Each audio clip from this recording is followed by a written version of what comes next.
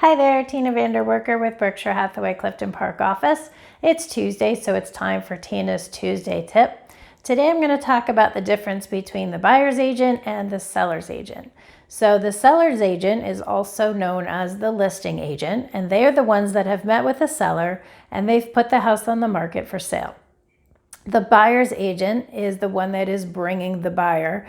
They are also called sometimes the selling agent. And that is the reason for that is because they're actually the one that's selling the home technically because they're bringing the buyer. So the buyer's agent is working with the buyer. They've met with them. They've talked about, what it is that they're looking for. They've gotten their pre-qualification letter. And so they know what it is that the buyer can pay. And so then they're the ones that would bring the buyer to the home. They're going to be writing up the contract and presenting it to the buyer's agent for negotiations and potentially to work on the transaction. So that is the difference between the two.